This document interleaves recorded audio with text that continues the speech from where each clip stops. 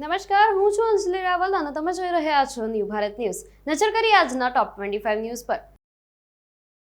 દેશમાં ઋતુચક્ર ખોરવાયું છે ત્યારે ગુજરાત સહિત 27 રાજ્ય અને 315 જિલ્લાઓ પર સંકટના વાદળ ઘેરાયા. પ્રધાનમંત્રી મોદીએ મન કી બાતમાં દેશવાસીઓના પ્રેરણાદાયી અનુભવો શેર કરી આત્મનિર્ભર ભારત અને યોગના મહત્વ પર ભાર મૂક્યો. અમદાવાદમાં આવતીકાલે ભગવાન જગન્નાથજીની જળયાત્રા યોજાશે. 108 કળશથી મહાભિષેક અને દુર્લભ ગજવેશના દર્શનની તૈયારીઓ પૂર્ણ થઈ. મોરબીના જેતપરના આંદોલનકારી ખેડૂતોએ સરકારનું ચર્ચા માટેનું આમંત્રણ નકારી કાઢ્યું છે અને લેખિતમાં 6 માંગણીઓ સ્વીકાર્યા બાદ જ ચર્ચા કરવાની સ્પષ્ટતા કરી. ભારતીય વાયુસેનામાં ગ્રુપ સી સિવિલિયન ભરતી શરૂ થઈ છે. 10મું પાસ ઉમેદવારો માટે અરજી કરવાની તક છે. સુરતમાં 6 મીટરની અનોખી સાડીમાં આખી રામાયણ વણી છે તો 45 દિવસની મહેનતે સર્જાઈ અદ્ભુત કૃતિ. જુલાઈની શરૂઆતમાં ગુજરાતમાં ભારે વરસાદની આગાહી છે ત્યારે રાજ્યમાં અત્યાર સુધીમાં માત્ર 3% વરસાદ નોંધાયો. પ્રવીણ તોગડિયાએ રામ મંદિર દાન ચોરી મુદ્દે કડક નિવેદન આપ્યું છે અને દોષિતો સામે કડક કાર્યવાહી અને કડક સજાની માંગ કરી છે. નવસારી એલસીબીએ ચડ્ડી બનિયાનધારી ચોર ગેંગના 3 આરોપીઓને ઝડપી ₹7 લાખની ચોરીનો ભેદ ઉકેલ્યો. વેનેઝુએલામાં ફરી ભૂકંપના આંચકા આવ્યા છે તો 1430ના મોત વચ્ચે 68,000 લોકો હજુ લાપતા છે. કૈલાશ માનસરોવર યાત્રામાં મોટી ભૂલથી 52 ભારતીય શ્રદ્ધાળુ નેપાળમાં ફસાયા છે. સરકારે એડવાઇઝરી જાહેર કરી.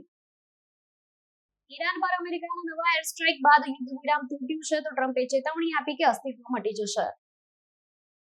દેશમાં જૂન મહિનામાં 146 વર્ષનો સૌથી મોટો વરસાદી અભાવ નોંધાયો છે. 40% વરસાદની ઘટથી અનેક રાજ્યોમાં ચિંતા વધી.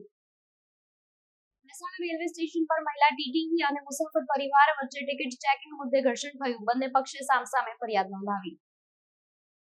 ગુજરાતમાં 3 દિવસીય પોલિયો રસીકરણ અભિયાન શરૂ થઈ ગયું છે તો આગામી 3 દિવસમાં 0 થી 5 વર્ષના અંદાજે 82 લાખ બાળકોને પોલિયોના ટીપા પીવડાવાશે. મુગટ કિલ્લા હત્યા કેસની પોલીસે સિયા અને ચેતન સામે મર્ડર સીન રિક્રિએટ કરી ઘટનાક્રમની તપાસ કરી. પ્રધાનમંત્રી મોદીને સેશેલ્સનું સર્વોચ્ચ નાગરિક સન્માન મળ્યું છે. અત્યાર સુધી 33 દેશો તેમને સર્વોચ્ચ સન્માન આપી ચૂક્યા છે. દિલ્હીમાં રાહુલ ગાંધીના ગોળ પોસ્ટરો લગાવાયા છે. વિપક્ષ અને ભાજપ વચ્ચે રાજકીય ઘમાસાણ તેજ બન્યું. વડોદરામાં મુખ્યમંત્રી ભૂપેન્દ્ર પટેલના હસ્તે સ્માર્ટ સિટી ઇલેક્ટ્રિક બસ સેવાનો પ્રારંભ કરવામાં આવ્યો છે. પ્રથમ તબક્કામાં 30 ઈ બસ દોડશે. પાણીની શોધમાં પડેલા દીપડાને વન વિભાગે સુરક્ષિત રીતે બહાર કાઢ્યો. જાહેરમાં દારૂ પીવા પર પ્રતિબંધ મૂકવામાં આવ્યો છે તો ડિહાઇડ્રેશન અને હીટ સ્ટ્રોકના વધતા જોખમને કારણે નિર્ણય લેવાયો. જીઓનો ₹440 વોઇસ ઓનલી પ્લાન 84 દિવસની વેલિડિટી સાથે લિમિટેડ કોલિંગ અને 1000 એસએમએસની સુવિધા આપે છે. દેશભરમાં 10 પાસથી ગ્રેજ્યુએટ ઉમેદવારો માટે 6000 વધુ સરકારી જગ્યાઓ પર ભરતીની તક છે તો વિવિધ વિભાગોએ અરજીઓ મંગાવી છે. લંડનમાં સાગર અદાણી 2030 સુધી 50 ગીગાવોટ્સ સ્વચ્છ ઉર્જા અને 2035 સુધી 10 ગીગાવોટ્સ ન્યુક્લિયર ઉર્જા ક્ષમતા વિકસાવવાનો રોડમેપ રજૂ કર્યો.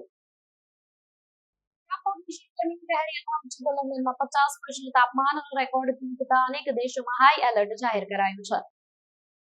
ટોપ 25 ન્યૂઝમાં હાલ માટે બસ આટલું જ. વધુ સમાચાર માટે જોડાયેલા રહો ન્યૂ ભારત ન્યૂઝ સાથે. નમસ્કાર.